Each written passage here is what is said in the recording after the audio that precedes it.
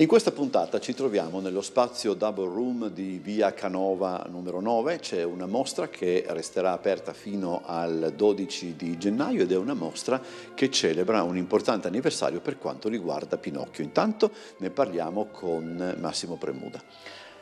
Sì, è una mostra che intende celebrare i 140 anni dalla pubblicazione di uno dei romanzi simbolo per la letteratura per ragazzi italiano, che appunto sono Le avventure di Pinocchio, storia di un burattino. La mostra si intitola proprio Storia di un burattino, va a celebrare questo anniversario con due artisti veramente significativi di Trieste. Da una parte abbiamo i graffianti acquerelli di Ugo Pierri e dall'altra parte invece queste sculture su legno di Renzo Possenelli. Due artisti che in verità sono anche amici da tutta la vita e dunque ci piaceva mettere assieme da una parte questi acquerelli così delicati ma anche così incisivi di Ugo e dall'altra parte invece queste principalmente marionette realizzate da Renzo. Tanto c'è anche da chiarire un equivoco, se vogliamo, no? Nel senso che Pinocchio non è un burattino ma è una marionetta, adesso poi su questo potremo andare avanti all'infinito. Sì, questo è proprio uno così, diciamo, di quei casi che non si riescono a spiegare del libro di Collodi, in quanto appunto il sottotitolo è proprio storia di un burattino, ma in verità ben sappiamo che è una marionetta. Appunto le marionette sono manovrate con i fili, invece appunto i burattini sono quelli solo con la testa di legno e con il corpo appunto di tessuto. In mostra abbiamo questo grande ciclo di acquerelli realizzati da Ugo Pierri nel 1997 per una bellissima pubblicazione per Battello Stampatore, appunto Le avventure di Pinocchio con le illustrazioni di Ugo Pierri, ma ci sono anche dei lavori in cui appunto del 2008, anno in cui Ugo aveva ripreso questo tema andando a raccontare anche altri episodi delle avventure e disavventure di Pinocchio. In dialogo o in contrasto con queste bellissime illustrazioni abbiamo le marionette di Renzo Possenelli. In particolare abbiamo tre bellissime teste realizzate per Sergio Dosmo negli anni '80, in cui appunto il grande Sergio era andato appunto a rinnovare le storie dei Piccoli di Podrecca anche con nuovi personaggi. E quelle sono marionette. E quelle sono marionette, esatto, le teste di marionette. Dall'altra parte abbiamo, sempre degli anni '80, delle veramente significative marionette realizzate in gomma da bicicletta, in caucciù, che hanno dei movimenti assolutamente snodati, soprattutto per ciò che riguarda proprio i movimenti della testa, e dunque, insomma, ne vedrete una in movimento, danno veramente l'impressione di essere vive. La disposizione all'interno dello spazio segue una logica narrativa? Segue la logica narrativa dei capitoli, ci sono macro capitoli, ce n'è uno tutto dedicato alla fata turchina, ce n'è uno tutto dedicato al gatto e la volpe, ce n'è uno tutto dedicato al tema della giustizia, che è molto importante in Pinocchio, ce n'è uno dedicato al tema della fame in Pinocchio, dalla storia delle pere alla storia dell'uovo, eccetera, e in particolare appunto abbiamo detto il tema della giustizia è un tema che abbiamo anche voluto attualizzare in questa mostra, perché c'è anche un video nuovissimo realizzato in animazione con appunto sono delle sculture su legno di Renzo Possenelli animate, e ci parla proprio delle più volte disavventure che devono affrontare i migranti per attraversare il Mediterraneo.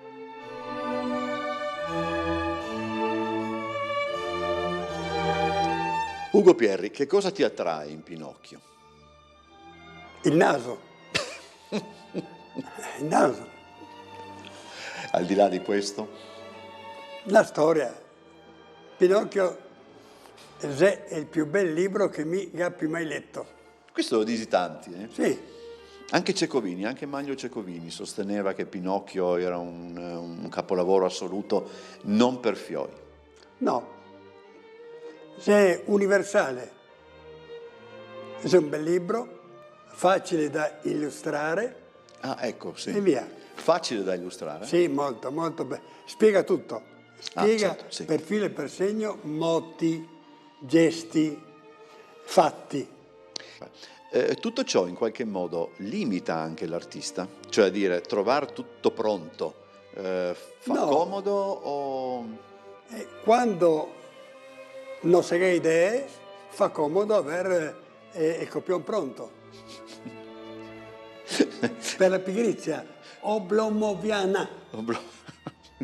Sapevo che diventava rischiosa questa puntata. Comunque, tra i tanti personaggi inventati da Collodi, passiamo al dialetto, tanto, qual è quello che ti piace di più? Ma sapete tutti, più facile è dire Pinocchio, dopo il gatto alla volpe, la fata turchina, perché specialmente in questo periodo di fate violentate. Lo capì? Sì. Tutti i personaggi molto interessanti, vivaci e salta fuori del libro, è facile ciaparli e pitturarli. Anche il grido parlante. E il grido parlante del solito, tipo noi che avemmo centinaia di grilli parlanti. E gli ride. E al di là di questo, questi acquarelli sono stati fatti nel 1997. Sì, per il libro de Battello che ha avuto un successo grande. 5 colonne sul Sole 24 Ore, 7 colonne sul Gazzettino de Venezia, tante colonne nel Gazzettino della Calabria addirittura. E dopo la mostra, cioè per merito, non mi ricordo il nome, Sossi. Ok. Sossi, e gli ha portato in giro questa mostra a Collodi in altri posti. E ad ogni sosta, ad ogni mostra, spariva un pezzo. Speriamo che Massimo Premuda abbia l'accortezza di restituirmi tutti i pezzi, dal primo all'ultimo. Ma non te li ha mai toccati? E c'è un testimone, vero? Ma non te li ha mai ritoccati? Cioè queste quelle di quella volta? Guarda, no. Io quando non so cosa fare, quando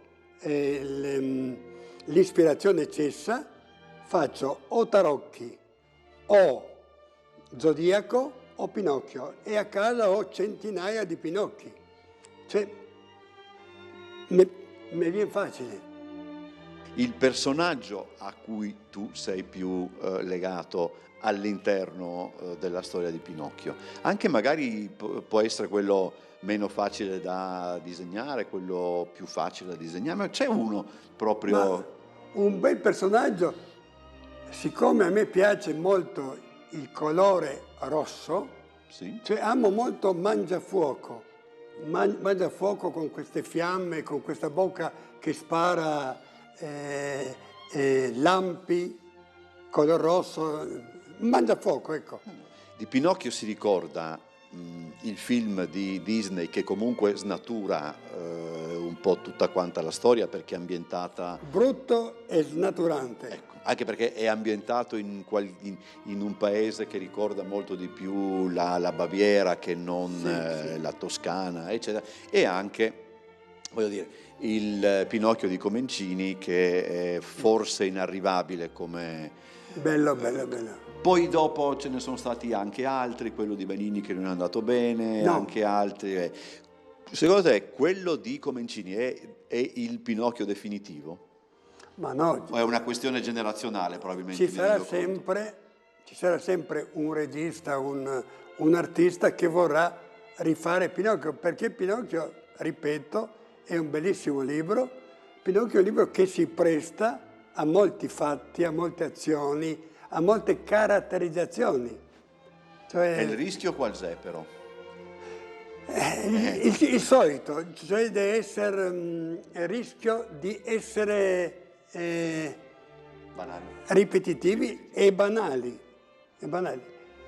Fare le robe belle è difficile. Ok. Non rida. No. Egli ride.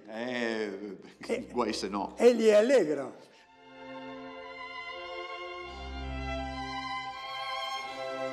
In questa parte della mostra si possono vedere le marionette realizzate da Renzo Possenelli. Sono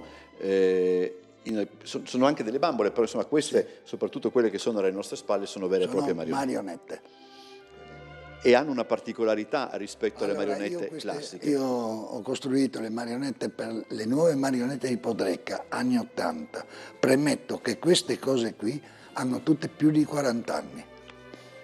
Tranne lui, quel video e il cimitero. Il cimitero.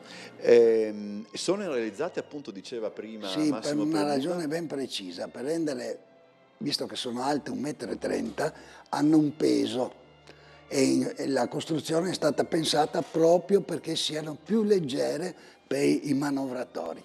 E sono anche in gomma di... Sì, è stata riciclata la camera d'aria perché la gomma si tende, quindi non occorre mettere molto peso, no? Quindi risultano leggere nei movimenti. Quella dietro di noi, poi dopo lo Sì. faremo anche vedere, ha anche un'espressione veramente che quasi inquieta. Sì, ci sono vari racconti anche su quella marionetta. Una bambina di 4 anni, adesso è una donna, ho messo in moto io, perché quello ha un piccolo meccanismo che si solleva la testa.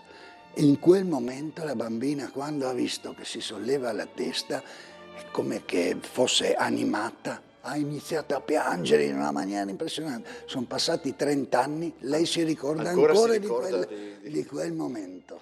Abbiamo poi una scultura che diciamo, ricorda la fata turchina. Sì. E poi quelle 3 teste. Quelle 3 teste a che cosa servivano? Allora, diciamo? quelle 3 teste facevano parte, non ricordo di quale spettacolo, delle marionette, delle nuove marionette di Podrecca. E per uno sbaglio del regista Francesco Macedonio all'epoca, va bene, bisognava farne più piccole, cioè era come dimensionare, fare le grandi e poi le stesse ridurle, quindi avere una profondità di campo diversa. E allora per sbaglio mi sono avanzate 20 teste e io ho fatto ben 20 busti, di cui 12 li ho venduti a un americano. Tra l'altro ci consente anche un attimo tutto ciò di ricordare, oltre a Francesco Macedonio, anche Sergio Dosmo. Ah, grande maestro. Ma era un po' mangiafuoco Dosmo? Sì, vero? mangiafuoco, sfruttatore al massimo. Però, devo dire la verità, un maestro. Io ho imparato molte cose. Io sono stato anche molto fortunato, devo dire la verità, perché ho iniziato qui col Teatro Stabile e poi per 25 anni ho lavorato per 2 grandi scenotecniche private concorrenti. Che non è male come... No, non è male. Chiudiamo con il video. Il video è breve, dura una trentina di 42 secondi. secondi. Che cosa si inserisce nella vicenda di Pinocchio quando si ha a che fare con la giustizia, no? Certo. Che cosa racconta in questi 42 secondi il video? Allora, io chiaramente ho pensato a tutti quelli che oltrepassano il Mediterraneo.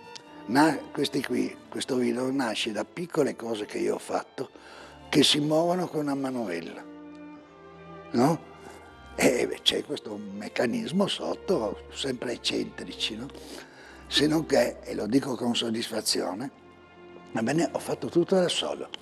Muovevo, ho messo la macchina fotografica, la cinepresa, piazzata, e poi muovevo la manovella e con la lampadina camminavo sopra. E poi c'ha anche un carillon che che avevo comparato dai cinesi e avevo assunto anche la musica contemporaneamente.